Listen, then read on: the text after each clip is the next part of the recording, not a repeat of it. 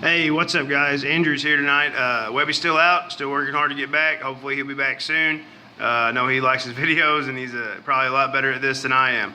Anyways, Extreme Rules tonight. Let's get to the results and to the opinions about how it went down. All right, I'm going to try to get through this quickly as possible. So hopefully stick with me, and we'll go through it. We'll go through it together. All right. Hey, first match we're going to talk about is Rich Swann and Sasha Banks versus Noam Dar and Alicia Fox.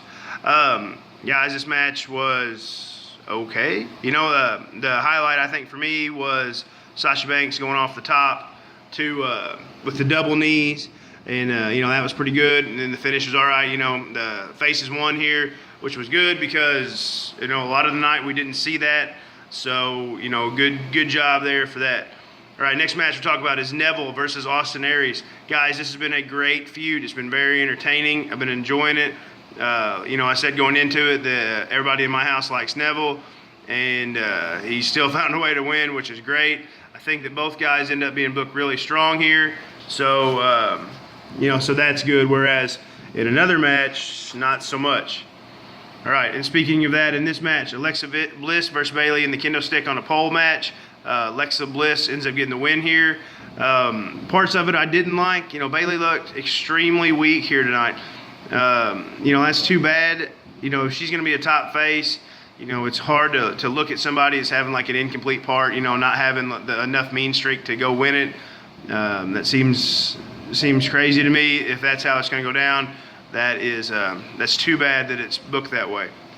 All right, next, you know, we're going to look at the cage match. And they had a different stipulation this week in the cage match that you haven't had before.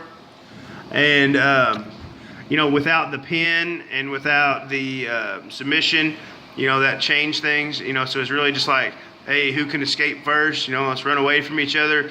You know, and I was hoping for more of let's get after each other, you know, a real physical match. We did have some really cool spots with Jeff Hardy with the Whisper in the Wind off the top.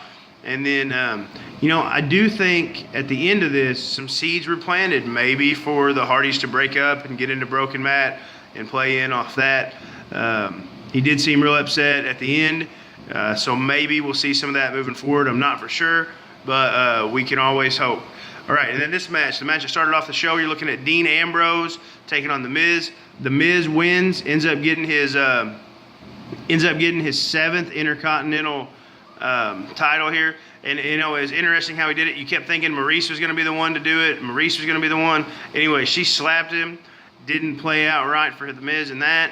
And the ref, you know, was throwing her out. And then Dean ends up getting pushed into the ref. And you think that he's going to get disqualified.